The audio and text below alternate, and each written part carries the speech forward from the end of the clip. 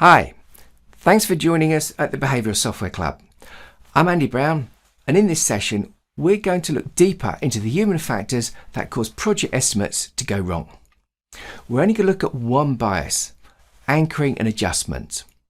So, what is anchoring? Well, before defining it, let's go through an imaginary exercise.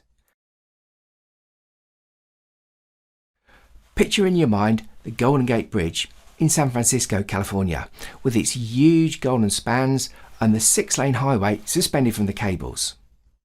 Now, write down whether you think the length of the span between the two towers of the Golden Gate Bridge is greater or less than 650 metres. Stop the video if you need to, but do write down that answer.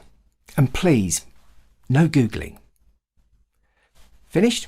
Great. Next, stop the video and write down the estimate for the length of that same span. Then finally, estimate an upper and a lower value so that you're 90% confident the true length of the bridge span lies between those values. Finished? Good. The actual length of the bridge between the two spans is 1,280 metres. So, how close was your answer? More interestingly, how close was your answer to 650 metres? The chart shows the results when I asked this question to a workshop of 10 people. Now, as you can see, most answers cluster around 650 metres. That's the value people were exposed to immediately before they produced their estimate. And this is anchoring. It's relying too heavily upon an initial piece of information, the anchor, and failing to adjust sufficiently far away when additional information becomes available.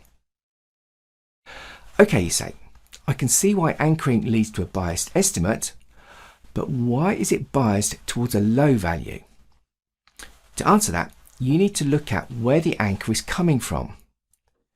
And it's coming from the business. After all, it's the business that's deciding things. They decide what the software needs to do, when they need it by, and how much they can afford to spend. They obviously have an idea of when they would like the software and how much they can afford to pay. Now, naturally, the business would like the software as soon as possible and for as little money as possible. Now, those doing the estimate pick up on this, either explicitly or implicitly, and that's enough to create an anchor. So, the anchoring bias alone is enough to cause project underestimation. It's very easy to look upon a cognitive bias or a heuristic like anchoring and conclude it's a bad thing. But it's always worth remembering that these biases only exist in us today because they once provided our ancestors with an evolutionary fitness benefit. So, what benefit could our ancestors have obtained from anchoring? Well, our ancestors experienced many situations where they needed to estimate the value and do it rapidly and reliably. So, for example, hunters stalking prey needed to estimate their distance to the target. Or, on noticing a predator, our ancestors needed to estimate its distance away, the distance to safety, then work out how best to avoid it. So, how could our ancestors estimate? Well, they could retrieve a memory from their previous experiences, then adjust it either upwards or downwards. This would be quick, simple and reliable. Plus, it wouldn't need any additional information or require complex computation. Unfortunately, when estimating for today's problems, we don't adjust far enough away. And this means that when the business suggests a low value, we become anchored to it. Now, we do adjust upwards to a high value. However, we just don't adjust enough. So, what can we do if we suspect that our estimate is distorted by anchoring? Well, one approach is to introduce an alternate anchor, a high one. Try asking the question, if everything that could go wrong on this project did go wrong, what is the absolutely latest conceivable date or highest cost that this project could run to? once you unleash people's imagination, you'll be surprised at just how creative they can be. Now, fresh with that high anchor in everyone's mind, immediately get them to re-estimate.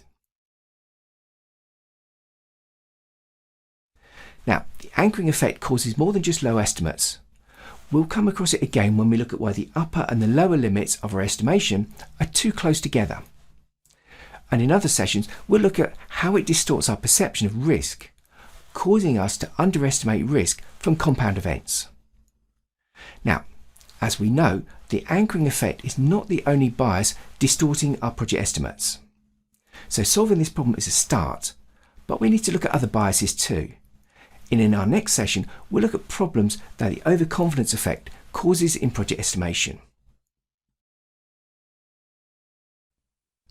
If you've enjoyed this session, please give us a thumbs up on the link below. And if you're interested in this topic, please hit the subscribe button. Thank you for watching, and I hope to see you again.